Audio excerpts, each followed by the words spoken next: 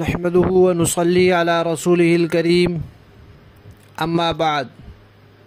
ترجمے والے قرآن پاک کا صفحہ نمبر 923، 25واں پارہ، سورہ زخرف، 7واں رکوع، آیت نمبر 68 تا 73۔ اعوذ باللہ من الشیطان الرجیم، بسم اللہ الرحمن الرحیم۔ یا عباد لا خوف علیکم اليوم ولا انتم تحزنون الذین آمنوا بآیاتنا وكانوا مسلمین ادخلوا الجنة أنتم وأزواجكم تحبرون يطاف عليهم بصحاف من ذهب وأكواب وفيها ما تشتهي الأنفس وتلذ الأعين وأنتم فيها خالدون وتلك الجنة التي أورثتموها بما كنتم تعملون لكم فيها فاكهة كثيرة منها تأكلون۔ صدق اللہ العظیم۔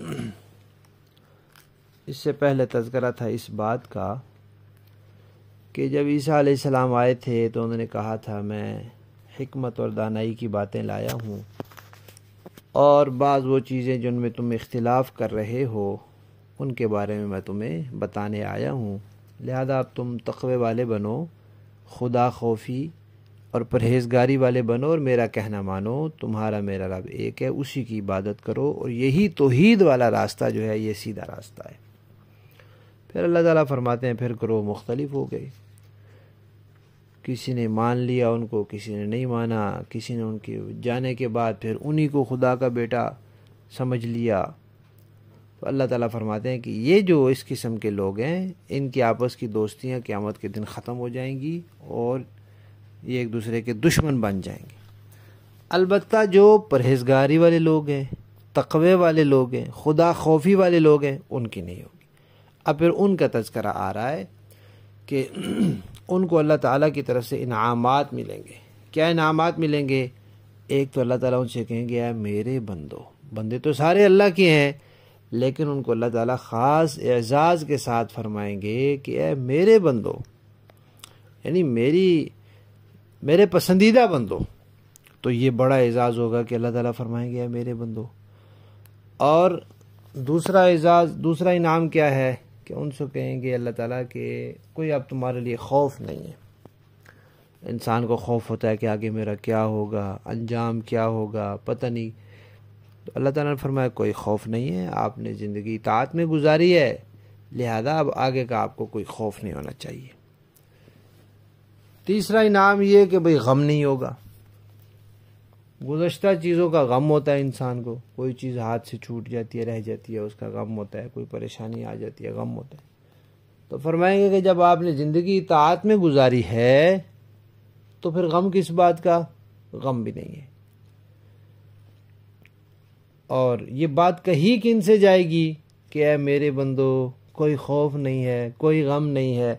اللہ تعالیٰ فرماتے ہیں یہ ان سے کہی جائے گی جن کا پہلا وصف یہ ہے کہ ان کا عقیدہ ٹھیک ہوگا، اور دوسرا وصف یہ ہے کہ انہوں نے زندگی اطاعت اور فرما برداری میں گزاری ہوگی، عمل بھی ٹھیک ہوگا، عقیدہ بھی ٹھیک ہوگا اور عمل اخلاق بھی ٹھیک ہوگا۔ یہ بات ان سے کہی جائے گی، صرف ان سے نہیں کہ جن کا عقیدہ ٹھیک ہے۔ قرآن پاک میں دوزخ کے لیے تو یہ آیا ہے کہ وہ کافروں کے لیے بنی ہے، لیکن جنت کا جب تذکرہ آیا تو یہ نہیں آیا کہ وہ ایمان والوں کے لیے بنی ہے، بلکہ فرمایا اعدت للمتقین، وہ تقوی والوں کے لیے بنی ہے۔ تقوی والے، پرہیزگاری والے، جو کفر اور شرک سے بچتے ہیں، جو حرام سے اور مکروہ تحریمی سے بچتے ہیں، جو فرائض اور واجبات کو پورا کرتے ہیں۔ آج مسلمان نماز پڑھتے نہیں، فرائض واجبات پورے کرتے نہیں، حقوق ادا کرتے نہیں، اور خیالات کیا ہے کہ مرتے سیدھا جنت میں۔ ایسے نہیں ہے، ان چیزوں کا حساب ہے، ان چیزوں کا انسان ذمہ دار ہے۔ ایمان کو درخت سے تعبیر کیا جاتا ہے، عقائد کو، اور یہ جو اعمال ہیں ان کو شاخوں سے۔ تو جیسے تنا نہ ہو تو بھی شاخیں نہیں ہوتی، تنا سوکھ جائے تو شاخیں سوکھ جاتی ہیں، تنے کے بغیر شاخیں نہیں ہو سکتی۔ ایسے ہی شاخوں کے بغیر خالی تنے کو بھی تو کوئی درخت نہیں کہتا۔ شاخیں نہ ہو خالی تنا ہو تو کہیں یہ درخت ہے؟ نہیں، کہیں یہ تو لکڑی ہے۔ تو یہ درخت پورا تبھی ہوگا جب تنا بھی ہوگا اور اس کے ساتھ شاخیں بھی ہوگی اور وہ ہری بھری ہوں گی۔ تو ایمان ہوگا یعنی عقیدہ ٹھیک ہوگا، ساتھ اعمال ہوں گے تو پھر پورا اسلام ہوگا، پورا مسلمان ہوگا، اور یہ فرما برداروں کے لیے یہ نتائج ہے۔ چوتھا انعام کیا ہوگا؟ فرمایا ان سے کہا جائے گا کہ جنت میں داخل ہو جاؤ، تم بھی اور تمہاری بیویاں بھی، خوشی کے ساتھ داخل ہو جاؤ، خوشی خوشی۔ اب آپ کے لیے وہاں خوشی ہے، خوش کیا جائے گا تم لوگوں کو۔ اب خوش کیسے کیا جائے گا؟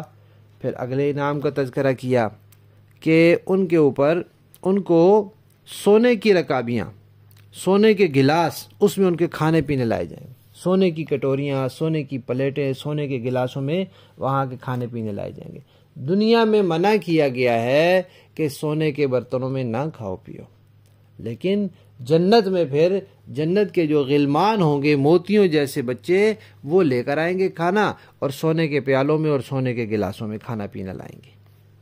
اس کے علاوہ فرمایا کہ جنت میں جو جی میں آئے گا وہ وہاں ملے گا، اور ایسی چیزیں بھی ملیں گی جن سے آنکھیں ٹھنڈی ہوں گی، اور سب سے بڑی چیز جس سے آنکھیں ٹھنڈی ہوں گی وہ کیا ہے؟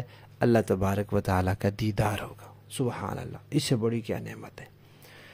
اور پھر یہ بھی ان سے کہا جائے گا کہ بھئی تم نے ہمیشہ یہاں رہنا، یہاں سے تمہیں نکالا بھی نہیں جانا۔ اللہ تعالیٰ فرماتے ہیں کہ اس جنت کا ہم نے تمہیں وارث بنایا ہے، یعنی اس وقت فرمائیں گے کہ جنت کا ہم نے تمہیں وارث بنایا ہے تمہارے اعمال کی وجہ سے۔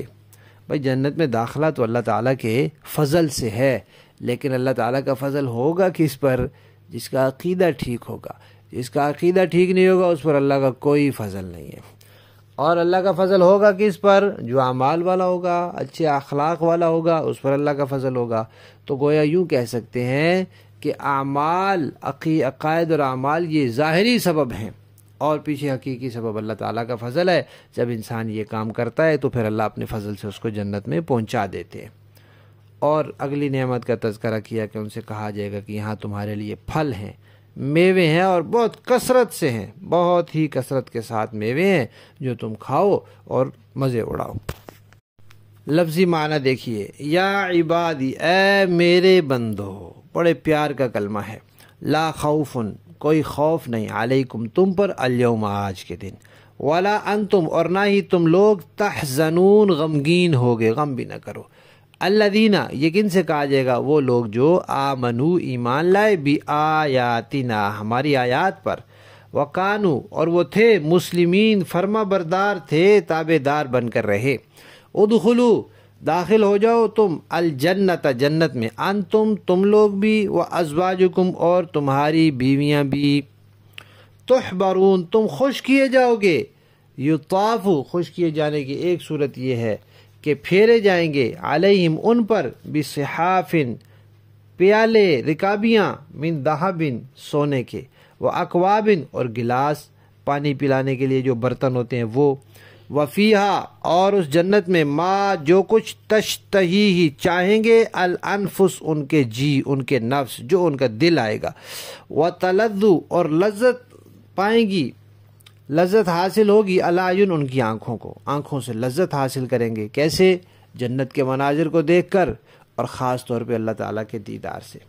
وَأَنْتُمْ، اور تم لوگ، فیہا، جنت میں، خالدون، ہمیشہ رہو گے۔